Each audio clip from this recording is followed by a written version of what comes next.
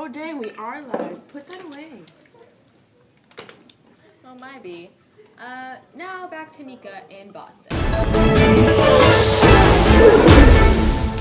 We are coming live to you from Boston, Massachusetts. It is 1923. We are in the middle of a prohibition movement. Prohibition has shaped our nation since it has begun affecting the lives of many men and their families.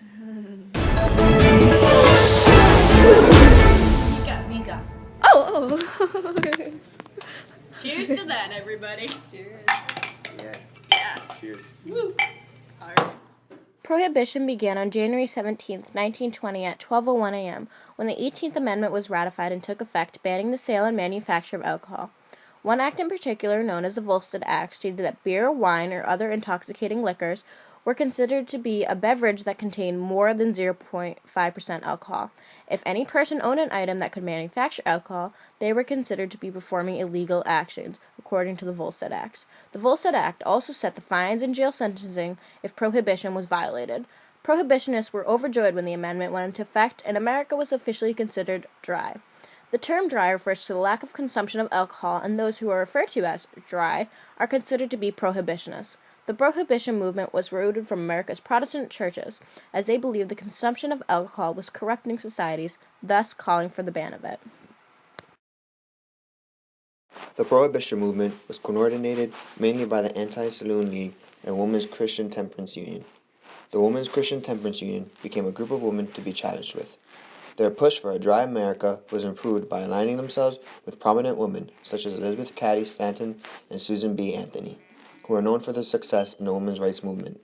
Frances Willard was the leader of the WCTU, and she helped to align the WCTU with the Prohibition Party.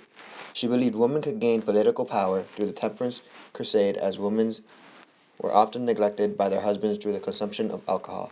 Women seek to end the consumption of alcohol through propaganda posters to promote sympathy for themselves and their children as they saw their families being destroyed by alcohol.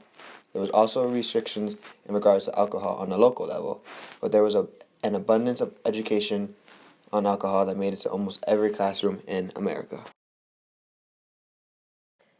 At the time, there was also the progressive movement going on. Alcohol was perceived as one of the underlying roots of social ills in America. With the emergence of the Anti-Saloon League and the lobbying efforts of the WCTU, a prohibition amendment became a reality.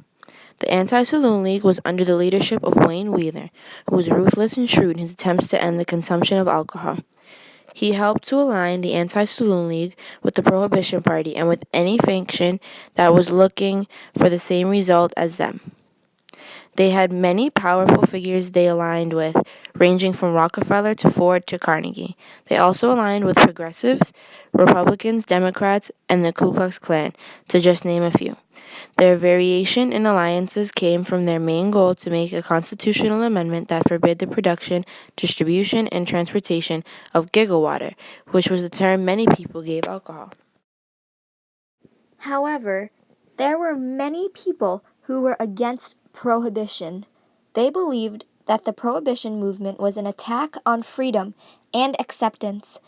There were also ways to get around prohibition, both legally and illegally, as the amendment nor the Volstead Act banned the consumption of alcohol. Consuming alcohol was allowed if prescribed by a doctor or if the alcohol was purchased prior to the ratification of the amendment. On the more illegal side, gangs and speakeasies arose during this time as well. With a high demand for alcohol, gangs began to form to take advantage of the limited supply of alcohol available. They would smuggle rum from the Caribbean or whiskey from Canada into the States and would open up secret bars known as speakeasies, where people could drink and socialize freely. The most famous gang member was Al Capone, who was known for owning and running several speakeasies and illegal prohibition operations in Chicago during the 1920s. The 18th Amendment saw organizations that wanted to repeal the amendment as well.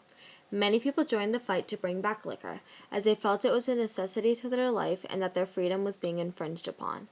They believed that the Constitution should not be involved with the consumption of alcohol and that it should be handled locally. When the stock market crashed and the Great Depression began to take its toll on the people during the 1920s, they began to realize the need for alcohol, as it would bring in profit through taxation and bring in more jobs for the people.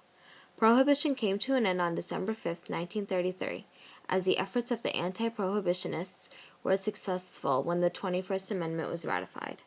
The 18th Amendment was repealed upon the 21st Amendment's ratification, which once again allowed the consumption and production of alcohol, finally ending the Prohibition movement.